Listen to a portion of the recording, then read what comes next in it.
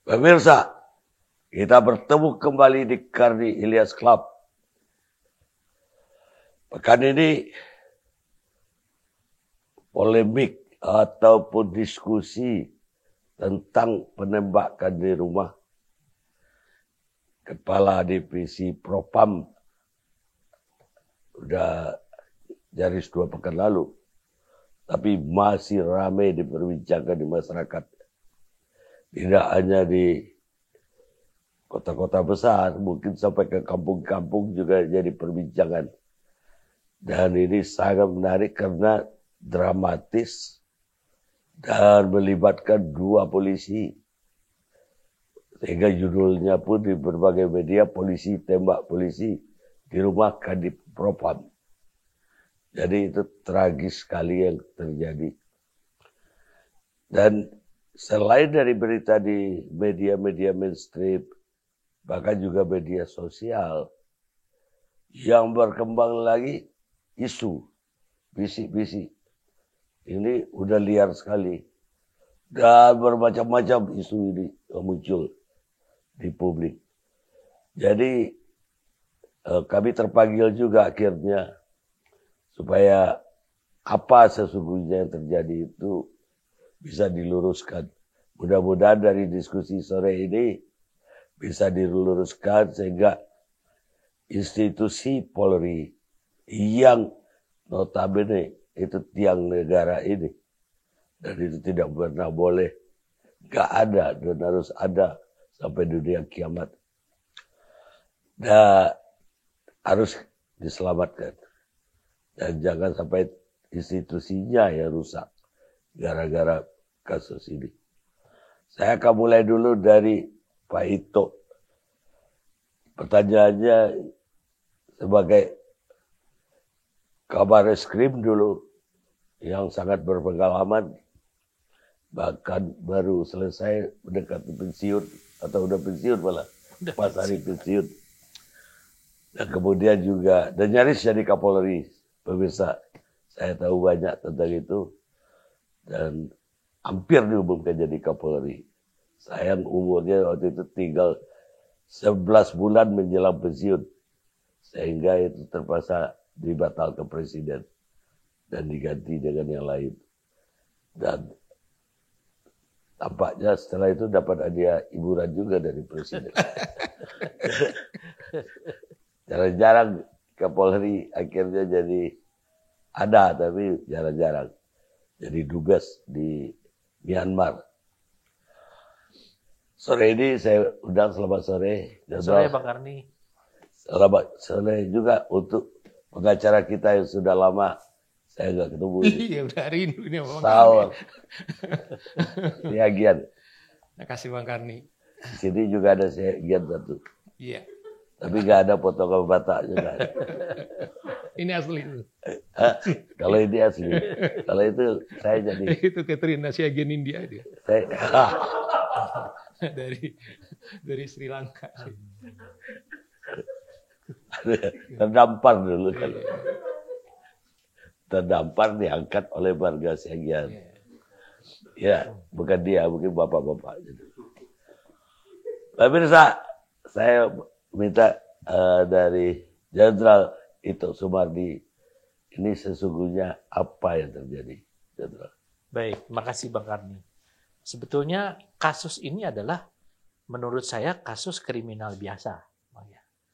Yang tentunya sekarang yang ramai adalah kasus tembak-menembak. Tembak-menembak ini kan ada penyebabnya. Yang pertama, kenapa bisa terjadi tembak-menembak? Ataukah memang ada tembak-menembak atau hanya penembakan saja? Nah, ini yang tentunya kita terlalu banyak sekarang bermain isu liar yang ada di spekulasi di tengah masyarakat. Penyebabnya tentunya adalah masyarakat kan awam Bang Karni ya. Untuk pengungkapan satu kasus itu adalah perlu pembuktian. Dan dimulai dari pengolahan TKP. Pengolahan TKP itu harus secepatnya diolah dan harus diamankan dengan polis lain. Kemudian juga tidak ada tenggang waktu. Kenapa? Karena manakala TKP rusak, itu akan sangat mempengaruhi kecepatan penanganan perkara. Karena pengolahan TKP ini akan ada bukti-bukti yang terkait. Jadi kan harus dibuktikan. Betul di sana terjadi tembak-menembak atau penembakan. Nah, kemudian penyebabnya apa? Nah, penyebabnya juga ini kan harus dilihat bukti-bukti apa yang ada di sana. Nah, ini yang saya kira mungkin sementara masih ada pendalaman. Kemudian juga ada bukti lain, misalnya Bang Kani, CCTV kan. Ada meme mengatakan tembak-menembak kena CCTV, CCTV-nya yang mati. Padahal yang mati ada manusia gitu ya. Nah, di sini saya kira faktor yang menyebabkan ini menjadi berkembang adalah karena ada satu mungkin pernyataan dari pejabat yang memang bertanggung jawab untuk penanganan di sana yang menurut saya dikesannya di masyarakat itu terlalu cepat menyimpulkan. Seolah-olah ada sesuatu yang terjadi padahal belum dibuktikan, belum ada pembuktian. Nah, kemudian berkembang lagi terus dengan berita-berita yang masukan dari dalam ataupun dari luar, sehingga kasus ini menjadi rumit, ya. Sehingga di sini ada kesan bahwa ada satu skenario Bang Karni yang dibuat untuk melindungi seseorang. Nah, setelah ada desakan dari masyarakat, bahkan dari Bapak Presiden dan Menko Polhukam, maka Pak Kapolri langsung membentuk tim khusus. Di sini juga penunjukan tim khusus juga kenapa harus seorang Wakapolri? Karena ada kemungkinan para pelaksananya yang melakukan penyidikan lanjutan ini kan pangkatnya mungkin perwira pertama, perwira menengah, di atasnya masih ada perwira tinggi yang kemungkinan besar bisa membuat masalah ini belum tentu terang. Nah, sehingga di sini mencegah ada konflik interest, kemudian juga mencegah adanya hambatan terhadap penyidikan, ya, mencegah adanya intervensi. Kapolri menunjuk Wakapolri. Kemudian juga desakan dari semua pihak dan juga secara normal karena diduga ada keterkaitan dengan kasus ini karena di rumahnya Pak Kadipropam, kemudian dengan keluarganya Pak Kadipropam, dengan ajudan Kadipropam, otomatis yang bersangkutan harus dinonaktifkan. Dan satu hal yang saya apresiasi dengan Pak Kapolri bahwa jabatan sementara Kadipropam dipegang oleh Wakapolri. Kenapa? Karena anggota Propam itu bagian daripada tim sus Bang Karni. Jadi tidak ada lagi istilahnya di sana, kan di sana ada Karopaminal, ada Karowas yang sama-sama jenderal. Tapi karena di sini sudah dipegang Wakapolri, maka tanggung jawab Pak Kapolri sekarang adalah bagaimana betul-betul tim ini bekerja secara profesional dan proporsional. Nah, kemudian kita juga melihat ada keganjilan-keganjilan. Kalau di dalam teori pembuktian itu olah TKP nomor 1. Jadi kalau kita nonton film CSI di televisi itu serial, itu sangat jelas. Mengungkap satu perkara dimulai dari TKP. Yang kedua adalah korban, otopsi. Jadi hasil dari otopsi ini betul-betul harus bisa memberikan cerita bahwa telah terjadi satu kejadian. Nah, kalau dikatakan tembak-menembak, tentunya yang dilihat di sini adalah korban, apa yang dialami oleh korban, apakah ada luka-luka, apakah ada bekas tembakan, berapa tembakannya, pelurunya masuk dari mana, kalau tembus kan berarti dari jarak dekat. Itu bisa dihitung. Kemudian kalau ada peluru yang tinggal, peluru tinggal itu melalui balistik, ya, akan bisa dilihat dari senjatanya siapa. Kemudian senjatanya siapa ini juga siapa pemegangnya. Nah, siapa pemegangnya ditelusuri saja. Surat dari logistik atau dari kesatuannya, apakah ada surat terhadap orang yang diduga menembak ini dipegang dia betul, apakah memang senjatanya dia atau senjata orang lain. Nah, ini kan sementara di dalam ini sekarang sedang berproses, Bang. Tetapi desakan masyarakat yang sedemikian besar karena merupakan atensi, ditambah lagi sekarang kita harus, selain saya menyampaikan duka cita yang mendalam, keluarga korban ini juga kan punya hak, Bang, ya, untuk mendapatkan keadilan, mendapatkan kepastian hukum. Nah, sehingga apa yang dilaporkan oleh teman-teman penasihat hukum daripada korban inilah yang menjadi tugas dan tanggung jawab bagi Polri untuk menindaklanjuti. Sekarang orang mengatakan barangkali ada kekecewaan kemarin waktu saya di media dari teman saya Pak Johnson bahwa kenapa dilapor di Mabes Polri tapi ditangani di Polda. Ternyata untuk kasus pembunuhan berencana dan juga penganiayaan berat ini ditangani oleh Mabes Polri, Bang Saur. Jadi yang ditangani oleh Polda itu adalah laporan dugaan terjadinya pelecehan seksual. Nah, inilah yang mungkin sementara ini Mabes Polri belum menyampaikan rilis karena tidak ingin terjebak untuk kedua kalinya memberikan satu pernyataan yang seolah-olah merupakan hasil, tapi sementara ini hasil penyidikannya masih belum lengkap. Saya kira itu mungkin makanya. Ya, kalau kita bicara tadi bahwa olah TKP itu adalah langkah pertama dan penting sekali, ya tentu harus segera ya dilakukan. Ya. Tapi nyatanya kan bahwa terjadi tembak-menembak sampai meninggalnya korban Yosua ini kan baru diumumkan hari Senin. Ya. Sementara kejadiannya udah Jumat. Jadi ada 3 hari berselang yang gak jelas. Dan tentu saja belum ada polis lain. Iya. Dan itu TKP ya bisa berubah-ubah dalam Betul. 3 hari itu. Ini kan sebuah keganjilan. Ya. Nah, disinilah Bang Kani, harus ada pertanggungjawaban siapa orang yang pertama di TKP. Ya, apakah apa yang dilakukan? Ini tentunya harus merupakan satu pekerjaan rumah daripada tim sus, Pak, bahwa anggota pengolah TKP yang pertama itu yang tidak melakukan secara proporsional tentu ada sanksinya, Bang. Ada sanksi kode etik, ya, ada sanksi disiplin, ya. Dan dari disinilah awal mulanya terjadi keganjilan karena TKP-nya tidak di polis lain. Padahal untuk pengolahan TKP itu ada perkapnya. Perkap nomor 6 tahun 2019, yaitu tentang manajemen penanganan perkara pidana. Di antaranya adalah olah TKP. Jadi di sini kita bisa lihat profesionalisme anggota yang pertama melakukan olah TKP. Sehingga sekarang menjadi viral kemana-mana, dia juga harus diminta pertanggungjawaban. Kemudian misalnya nanti dari hasil autopsi ulang, Pak ya, Bang Kania, eksaminasi yang diminta oleh teman-teman pengacara daripada almarhum Brigadir Yosua ini, kalau ditindaklanjuti ada kelainan, contohnya misalnya sekarang yang ramai di masyarakat, katanya dulu pelurunya 5, ternyata 7. Kenapa kok bisa 7? Dicek nanti dari Glocknya itu apakah 5? Kalau 5, yang 2 pelurunya siapa? Nah, ini kan masih harus didalami lagi makanya ya. Nah, harusnya ini tuh tentunya dari pihak Propam di sana, dari Propam yang masuk dalam tim sus, mereka juga menilai profesionalisme anggota-anggota yang melakukan olah TKP pada mula, termasuk barangkali siapa yang mengumumkan ke masyarakat sehingga masalah ini menjadi heboh. Ya, karena masalah ini menjadi heboh karena dianggap, loh kok 3 hari tidak ini, kemudian ada penggantian CCTV ya. Tentunya harus ditanya, yang ganti siapa? Kemudian buat apa? Di mana barangnya? Kemudian ada HP yang diamankan. Kalau HP yang diamankan itu saya kira satu hal yang mudah untuk dilacak jejak digitalnya melalui provider. Karena tidak mungkin provider itu terhapus. HP boleh hilang, tapi di provider itu pasti ada. Nah, sekarang saya kira mudah-mudahan saya yakin bahwa penyidik tim sus ini karena memang langsung diawasi oleh Pak Kapolri dan di bawah Pak Kapolri, mereka sudah melakukan hal-hal ini, Bang. Ada lagi tanda tanya saya ya. Tadi disebut peluru ada kemungkinan 5, ada kemungkinan 7 ya, yang terkena ke badan korban. Apakah peluru itu seorang kena peluru? Ya jangankan 5 ya, jarak dekat lagi.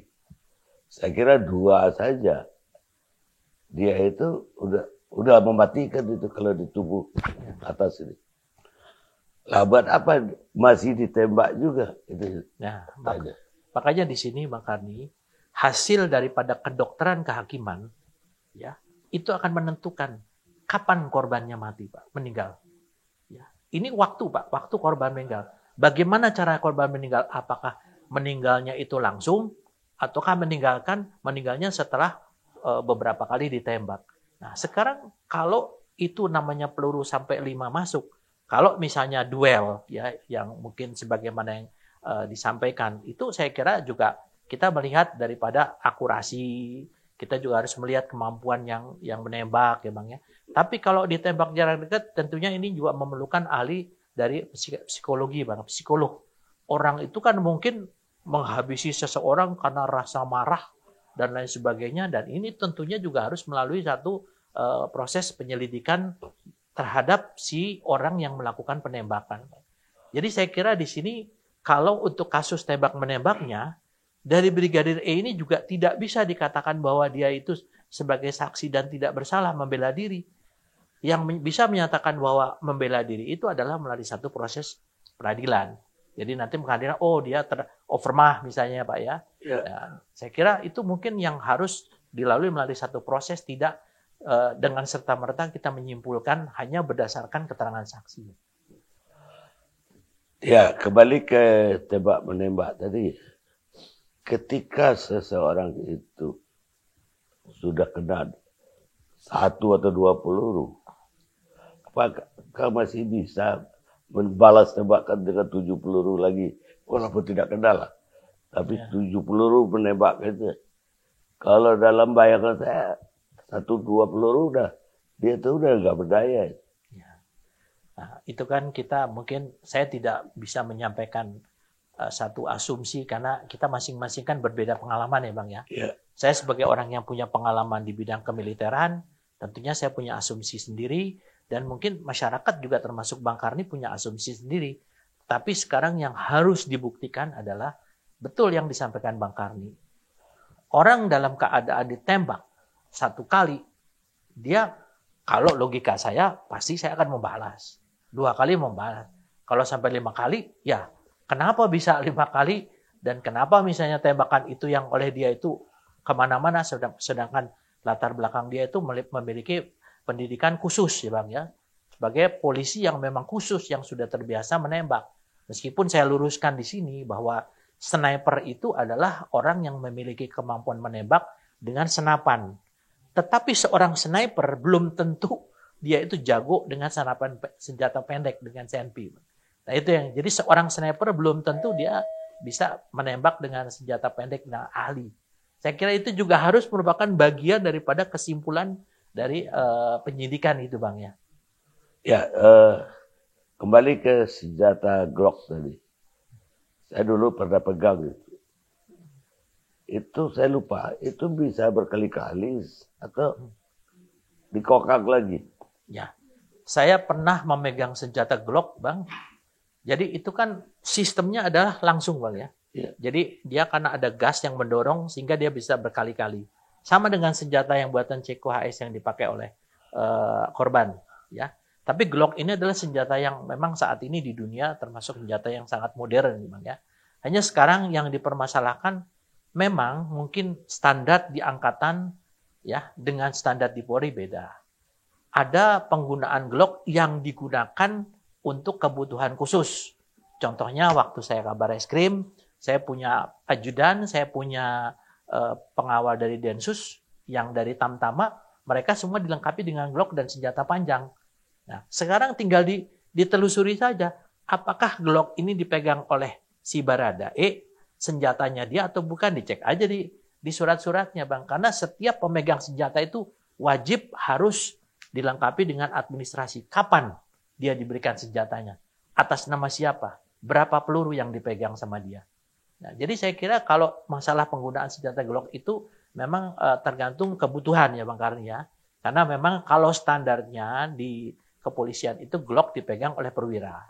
Tetapi untuk pengawal, untuk ajudan, biasanya ya kalau sudah pimpinannya minta ke logistik pasti dikasih lah Bang.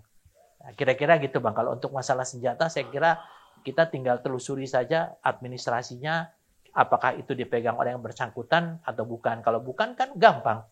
Berarti bukan dia pelakunya. Saya kira itu Bang. Selain itu Glock itu kan kalau nggak salah harus ada yang dipencet dulu baru itu bisa. Nggak sekali Bang. Ada otomatis, ada semi otomatis. Jadi di sana ada setelannya. Ada yang satu-satu, tapi ada yang otomatis. Baik, Jenderal. Sekarang apa tanggapan Bung Saur? Baik, terima kasih Bang Karni. Ini satu kehormatan terakhir saya di ILC itu kurang lebih 1,5 tahun yang lalu. 2 seri sebelum terakhir Bang, waktu saya habis COVID itu. Udah itu Bang Karni lupa sama saya. Jadi ini semua tadi ada 2 televisi saya tinggalin. Pokoknya saya bilang sama Titi, Saya udah rindu sama Bang Karni gitu loh. Yang kedua saya kira gini, tiga kita ini mantan Kompolnas, Kabarisskrim, kalau ini mantan Peltu Pak, anak Peltu. Jadi saya mulai dari sana Mas Ito. Barangkali saya bisa merasakan perasaan Yosua karena mirip pangkatnya, mungkin Peltu itu brigadir kali Pak sekarang ya. Waktu itu udah Aibtu ya. Nah, jadi itulah pangkat Bapak saya yang terakhir gitu loh. Saya nanti mulai perspektif, saya tapi mulai dari logikanya Mas Ito. Saya tidak bantah kalau Mas Ito mengatakan ini biasa, saya pakai kata biasa. Cuman gini, Pak Ito ini pernah jadi ajudan. Pernah nggak seorang ajudan kemudian tidak lepas daripada orang yang dikawal? Oleh karena itu saya bayangkan ada satu pimpinan kemudian ajudannya mati di tempat pengawalannya dia. Setidaknya di pelukannya dia. Apakah itu di rumah dinas yang dibilang yang kita tahu sekarang ini, atau seperti keluarga bilang dalam perjalanan Magelang ke Jakarta, saya tidak tahu. Tapi menurut saya Mas Ito, saya ini harus bicara sebagai seorang advokat karena tim yang saya bentuk adalah namanya tampak, adalah mau menampakkan peristiwa ini. Tim advokat penegakan hukum dan juga keadilan. Artinya saya harus bicara koridor hukum. Fakta yang tidak terbantahkan, ada orang terbunuh polisi brigadir. Nggak ada, belum ada fakta mengatakan ada tembak menembak. Nggak ada yang tertembak itu berada nggak ada. Tetapi ada orang brigadir yang ajudan mengabdi 4 tahun sekian. Mati dengan tragedi seperti ini Mbak Karni. Itu saya bilang Mas Ito, ini bukan saja tragedi kemanusiaan. Tapi pada saat yang sama ada tragedi hukum di sana.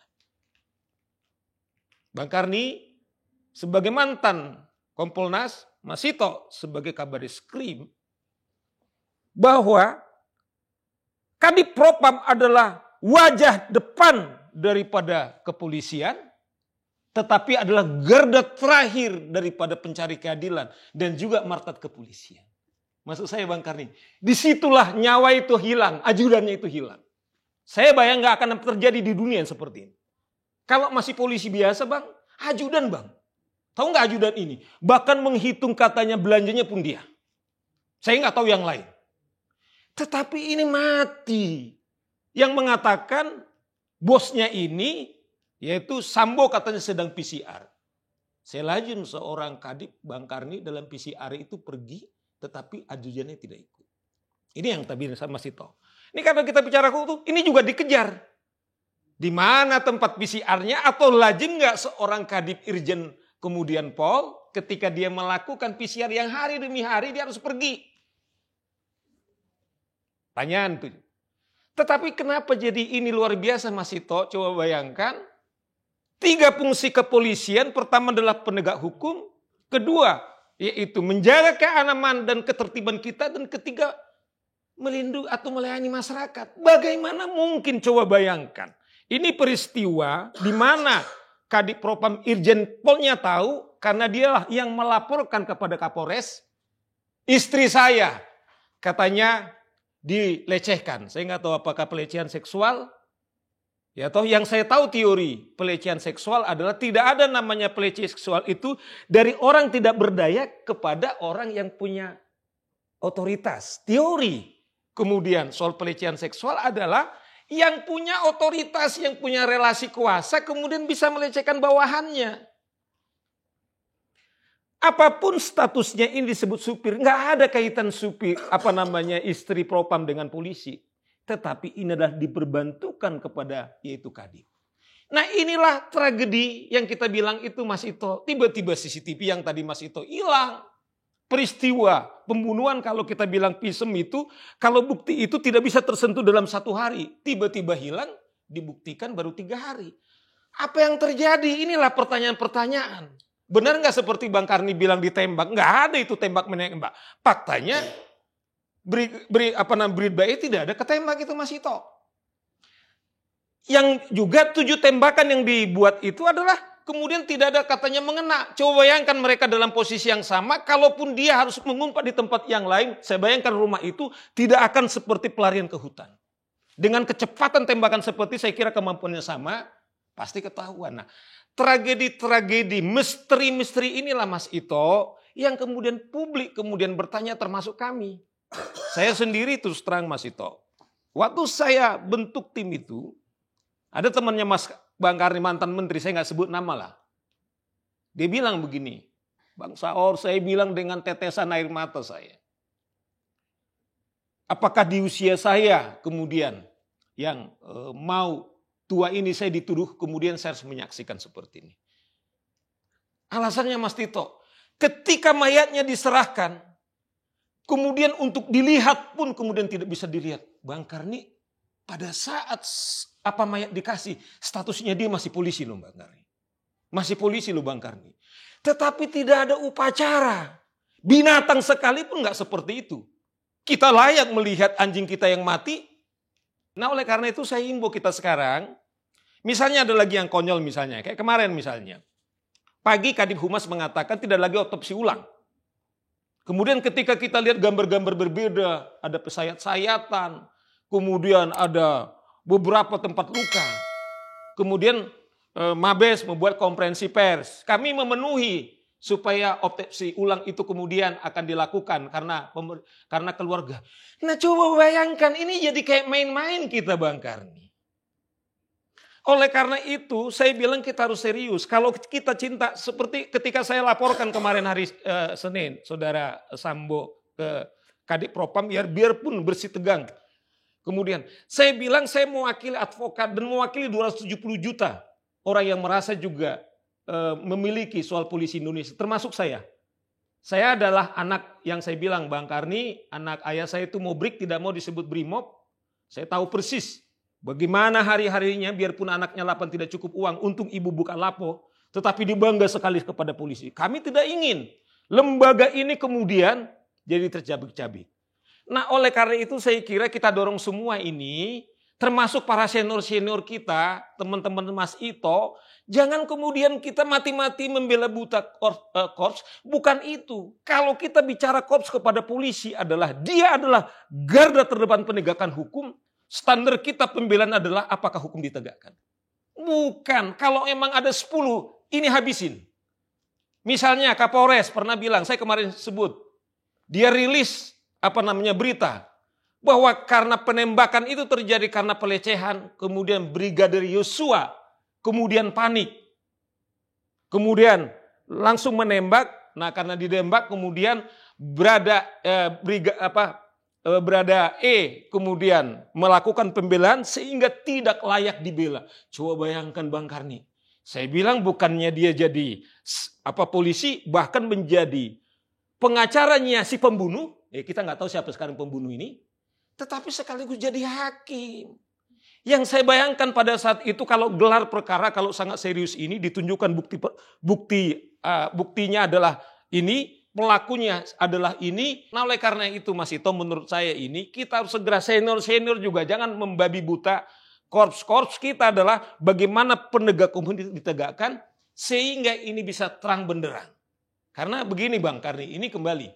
Sebagaimana Mas Ito mengatakan ada fakta tembak menembak, yang saya bilang itu halusinasi lah dari perspektif penegakan hukum.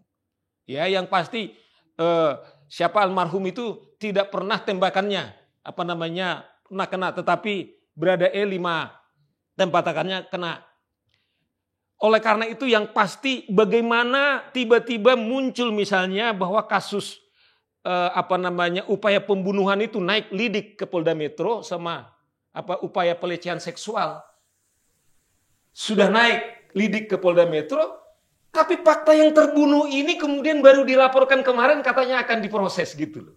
Nah ini saya bilang tragedi yang hukum yang sangat luar biasa. Ada yang sudah mati, ada orang yang terbunuh, sementara katanya dugaan perencanaan pembunuhan akan dilakukan penyidikan, sementara yang terbunuh kemudian belum ada bergerak. Sekarang bagaimana kerja-kerja polisi setelah ada tim sus gitu loh. Nah menurut saya kalau kita mau serius, yang terbunuh ini dulu kita bongkar, segera kita lakukan penyidikan. Karena apa saya bilang prematur soal dugaan ada pelecehan seksual, kemudian ada proses tembak menembak, belum ada bukti. Karena ternyata polisi sudah siap untuk melakukan otopsi ulang, berarti bahwa apa yang otopsi kemungkinan yang faktanya adalah itu adalah abal-abal. Nah, kalau menurut saya supaya kita betul-betul menyelamatkan institusi kepolisian, soal pembunuhan ini juga ini tragedi yang sangat luar biasa, inilah harus kita kejar segera. Paling tidak kalau tidak imparsial, itu maju, tetapi ini yang disoroti publik sekarang ini. Ada beberapa telepon dari Amerika. Kemarin dari kelompok RT ke RT juga ini jadi bahan pembicaraan. Itu menurut saya, Bang Karni. Baik. Ada tanggapan berarti itu. Nah, saya bisa memahami sekali apa yang disampaikan Bang Saur ya Pak. Karena terus beliau kan mewakili daripada jeritan hati nuraninya daripada keluarga korban Pak. Karena jujur saja saya sendiri juga bisa merasakan kalau anggota keluarga saya demikian, secara empati tentu saya akan berjuang memperoleh keadilan dan kebenaran. Ya, namun kembali tadi Bang Saur ya, kami ini dari keluarga besar Polri, khususnya Purnawirawan, kami juga semua membuka mata, membuka telinga. Dan kita tidak akan pernah mau mengorbankan institusi untuk melindungi seseorang pun. Pegang kata-kata saya. Itu adalah semboyannya di PP Polri, tetap setia. Dan kalau menurut saya Bayangkara forever. Sampai saya mati, saya adalah Bayangkara dan itu adalah institusi saya. Jadi kalau ada hal-hal yang mungkin akan menghancurkan institusi karena kita membela kepada seorang oknum atau siapapun juga, kita pun juga siap turun gunung. Mas Ito menurut Mas Ito layak nggak waktu proses penyerahan mayat itu? Ada Jenderal Bintang 1 datang loh Mas. Ya. Sebagai seorang yang membagai seragam ayah saya itu masih komplit dia pakai. Tidak bisa dilihat dan proses pemakamannya seperti itu. Itu standar daripada seorang Bayangkara nggak Mas Ito? Ya, saya kira mungkin kita lihat perspektifnya Bang ya. Kalau menurut saya... Itu bicara hukum loh Mas. Ya. Sekarang kalau hukum kan siapapun boleh saja nganter kan. Cuman kan ada alasan pembenaran nggak kemudian itu misalnya bahwa dia tidak ada katakanlah acara misalnya dia sebagai seorang Bayangkara misalnya. Nah itu saya kira Bang Saur ya kita tunggu. Itu maksud saya pertanyaan. Harus ditanya sama beliau kan. Itu yang saya bilang apakah citra kepolisian kita yang disebut Kadif Propam itu wajah polisi kita Mas Ito. Itulah yang menyayat hati nurani kita. Nah oleh karena itu menurut saya kalau kita mau segera karena itu kalau berlalu harus Pak Sito. Misalnya saya pikir jenderal ini juga harus segera dicopot. Tidak punya nurani Bayangkara dia. Apalagi dia kepada brigadir. Saya pikir karena dia adalah ajudan berbeda. Karena ekstra ajudan tuh saya lihat persis bisa dia kerja 24 jam. Lebih dari serse dia. Mas Ito tuh udah tahu. Tetapi inikah hadiah? Dia sudah mati dengan tuduhan seperti itu. Kemudian juga ketika dia juga mati seperti itu. Nah pertanyaan-pertanyaan inilah. Nah oleh karena itu saya dorong korps kita. Seperti saya bilang. Saya juga sampai mati. Ayah saya adalah Bayangkara. Tetapi ayah bilang. Kebenaran adalah kebenaran. Itulah solidaritas kita. Nah disinilah saya bilang. Mas Ito. Kenapa kemudian naruh kita ini. Karena kita adalah penegak hukum. Nggak bisa. Faktanya sekarang ada terbunuh, ini dulu kita bongkar. Siapa pembunuhnya? Apakah roh gelap? Siapa yang menyayat kupingnya? Ya toh? Siapa yang menghancurkan dia punya dada? Kita udah terbuka nih. Terakhir masih ada darah berdarah di tangannya gitu loh. Ini saya pikir harus kita kejar siapa pelakunya ini. Bukan kemudian kita tembak-menembak. Yang saya bilang itu halusinasi. Mana buktinya? Belum ada. Ya toh? Yang satu juga nggak ada tertembak, yang ada ini ditembak 5 kali dan mati dengan sejumlah sayatan-sayatan di dalam tubuhnya. Dan setuju kemudian ada otopsi ulang. Inilah menurut saya Bang Karni kalau kita berempati, kalau kita menyelamatkan institusi kita ini kita kejar. Jangan tiba-tiba dugaan pembunuhan tiba-tiba naik lidik, sementara ini masih berhenti. Saya bayangkan polisi presisinya masih Sigit. Saya kira nonsen lah kalau ini nggak segera diungkap. Itu saya kira Bang Karni. Baik pemirsa. Itulah obrolan kita sore ini. Mudah-mudahan ada manfaatnya bagi kita, bagi Polri juga, dan tentu saja bagi masyarakat keseluruhan. Terima kasih kedatangannya Jenderal Ito, Bung Saur, Siagian. Ini saya bingung pengantar ini. Saya salah, saya masih ada lagi amunisi yang lain. Kalau YouTube, itu pendek-pendek aja. Kita ketemu Kari Ilyas Club yang akan datang.